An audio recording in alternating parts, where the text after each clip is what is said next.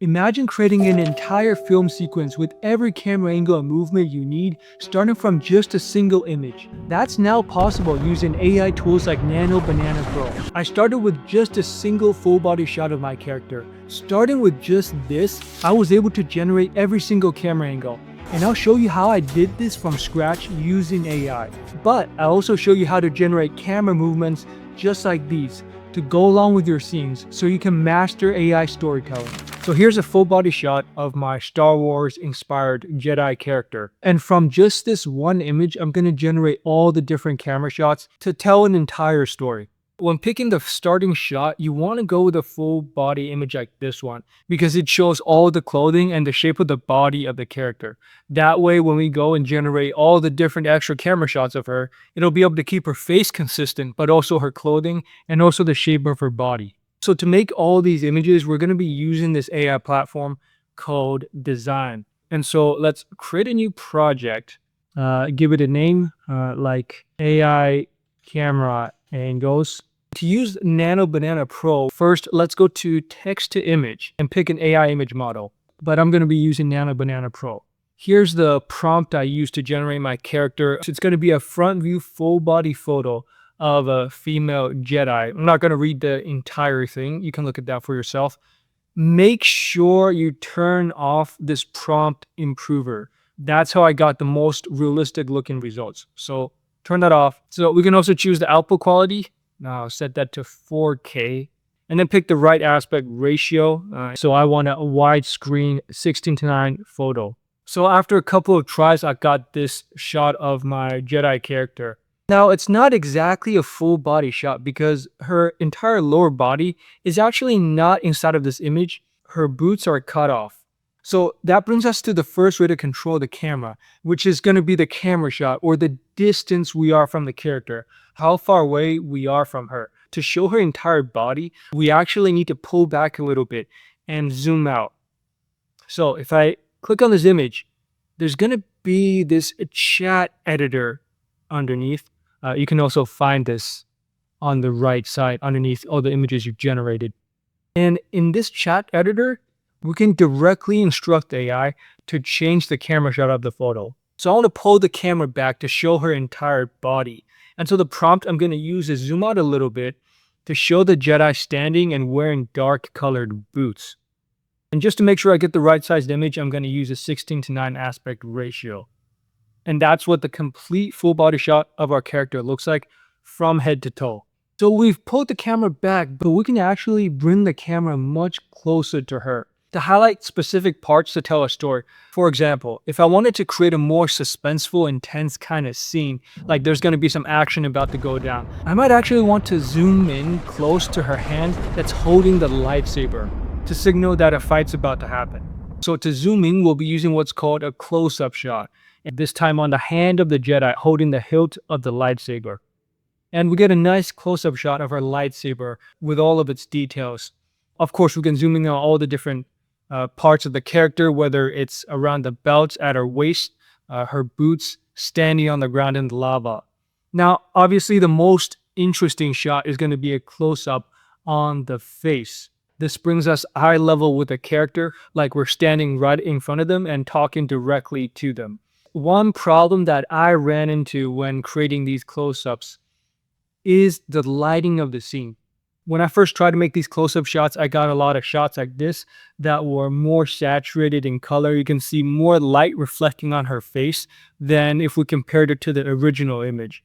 And when we put them side by side, you'll see that the lighting doesn't match between the two images.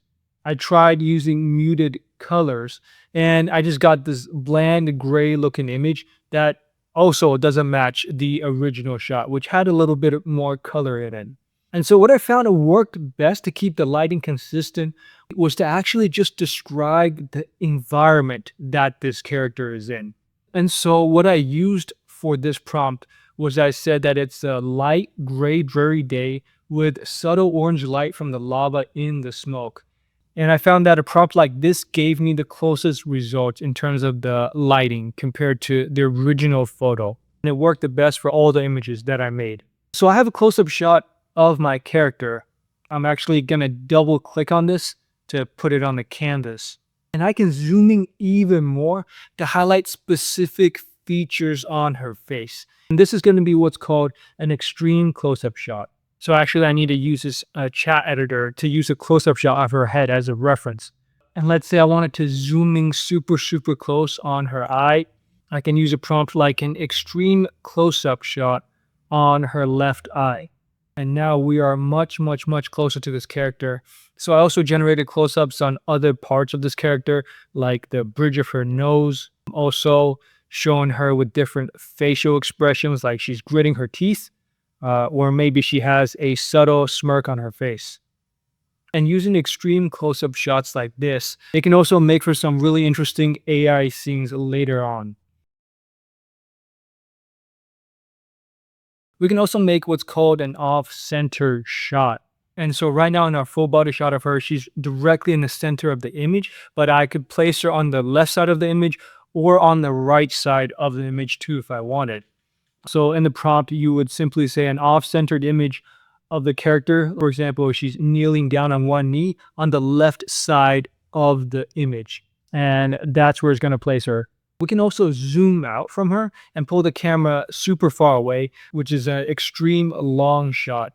And now we can see the tiny silhouette of her body against the huge expanse of this lava planet that she's on, really showing off how alone she is in this world as a solitary explorer. So we've learned how to control the distance we are from the camera, but we can also change the direction that we're looking at this character from. So I can rotate the camera around her or tilt the camera up and down. And so once again, starting from the full body shot reference photo, this time in the prompt, I'm going to say a low angle shot of her seen from below to control the camera angle. And this will move the camera down and tilt up towards her. You really do need to specify that you're seeing her from below so the AI knows exactly what you're talking about.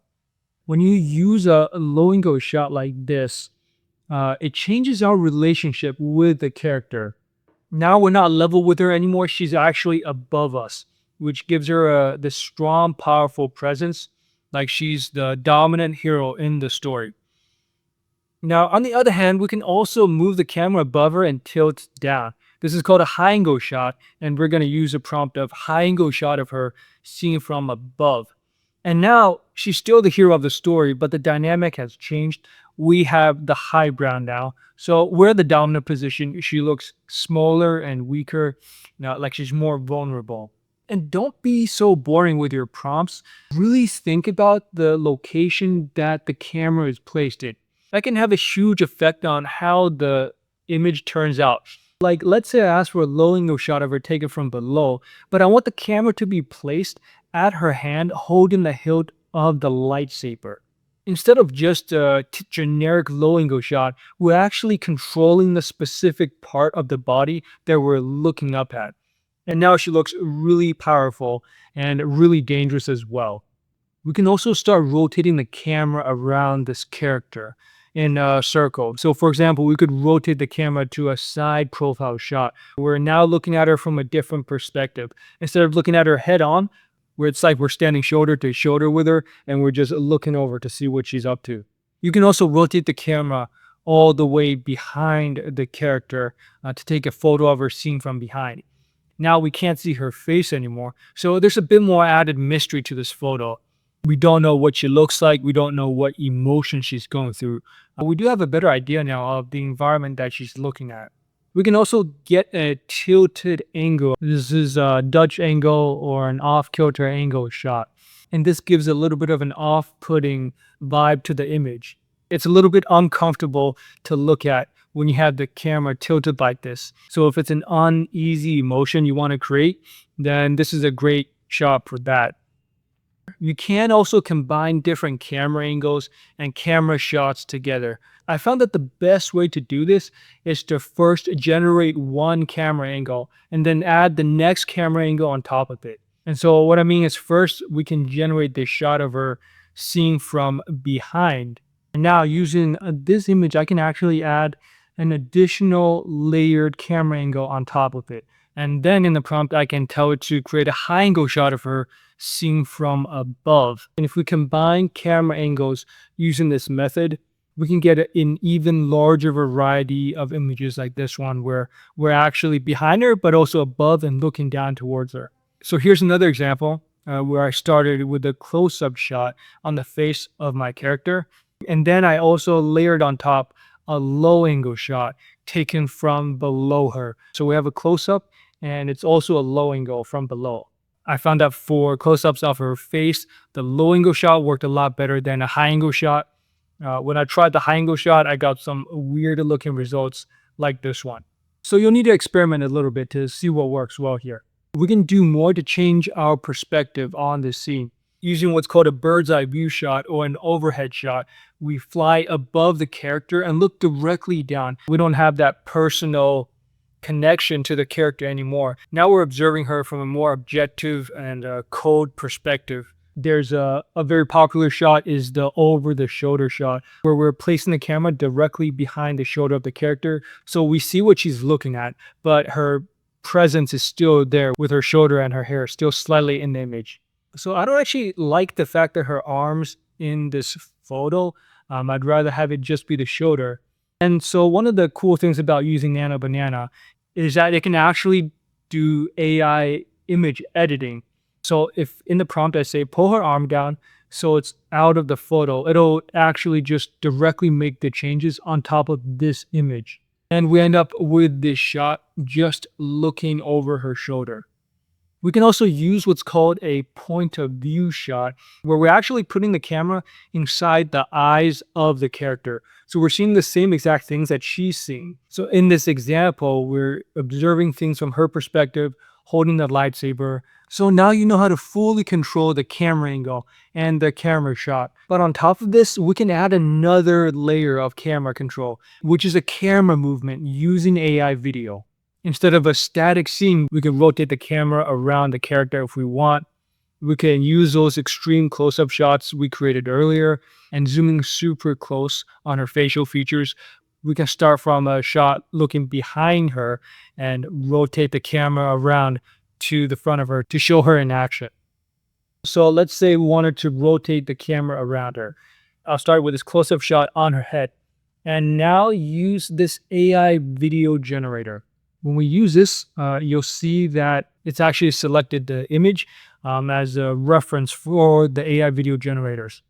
And to make the camera rotate, I'm going to use this prompt of camera orbits around her as she gazes into the distance. And there's a lot of different options. The Google Veo 3.1 model is pretty good.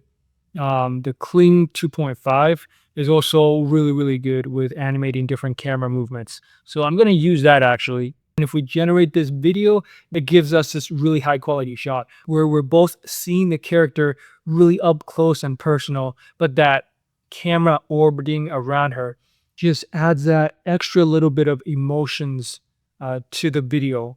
There's other simple camera motions where we can start from this low angle shot of her holding the lightsaber and tell the camera to tilt up towards the sky.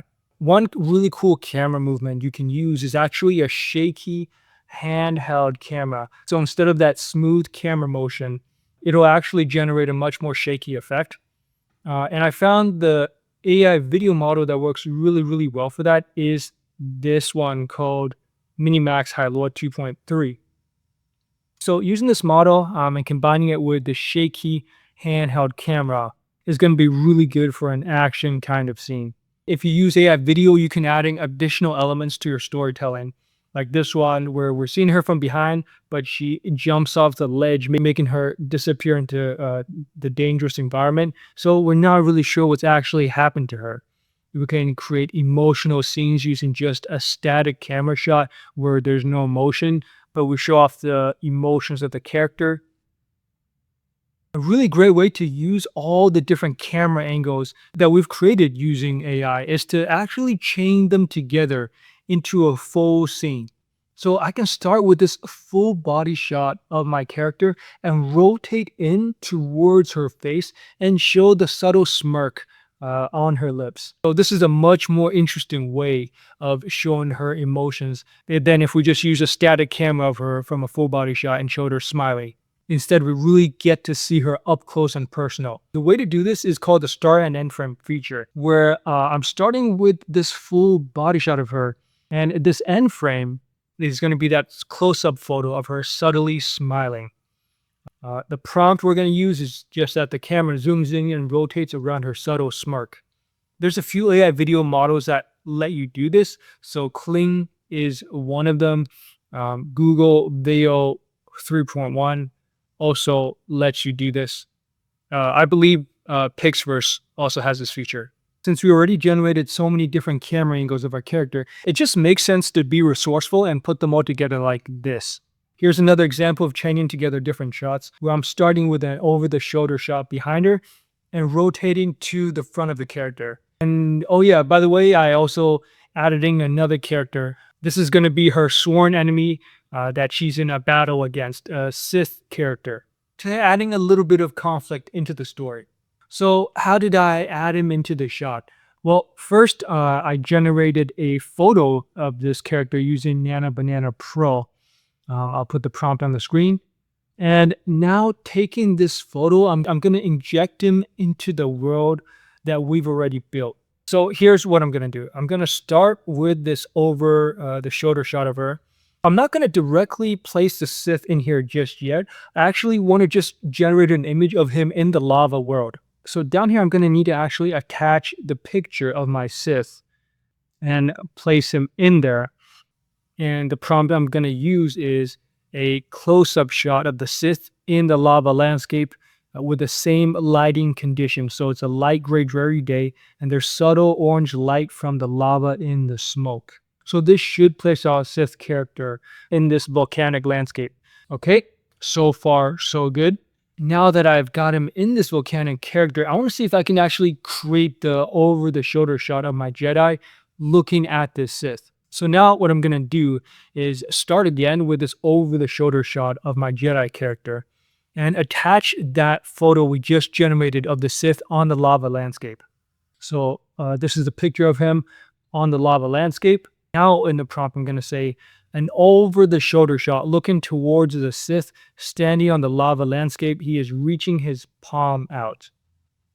And if we look at the results, it actually put the Jedi on the other side of the image. That's an easy fix. I could just flip this image around. But now there's actually a much more interesting story with this antagonist. I also created a couple more shots of these two characters together. One of this low angle looking up at them. Maybe they're trying to make peace with each other and talking it out. And then here's one where they're facing off against each other. The negotiations didn't work out.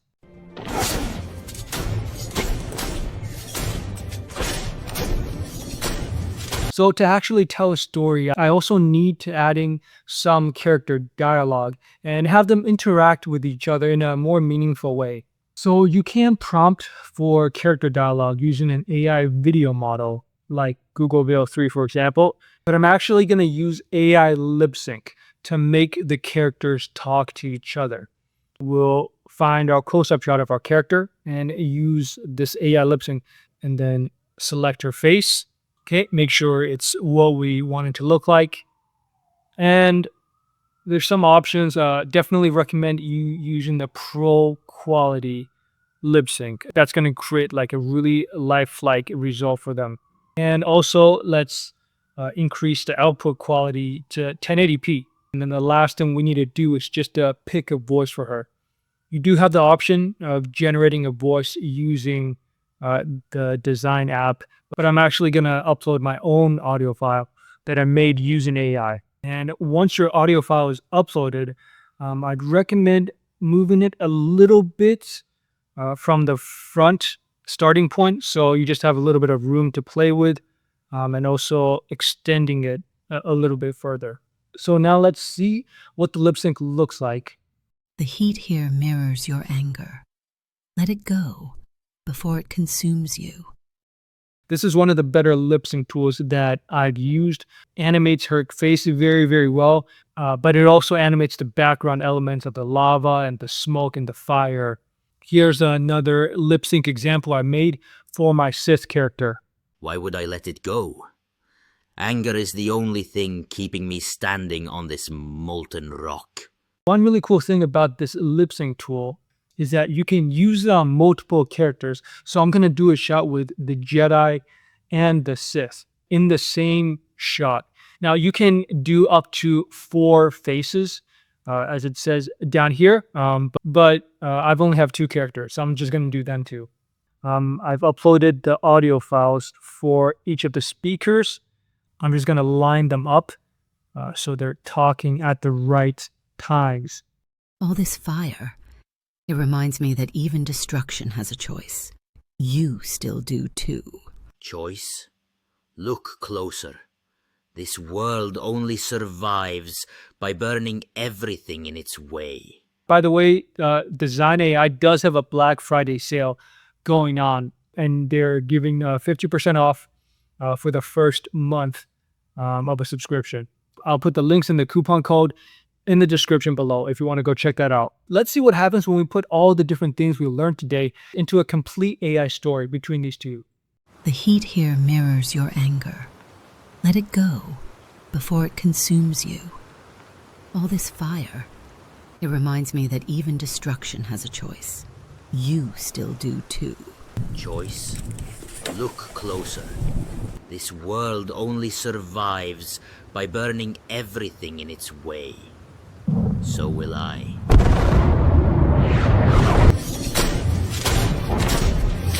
I also made a complete deep dive guide on how to use Nano Banana to create the most incredible shots for your AI films. Go watch that right now.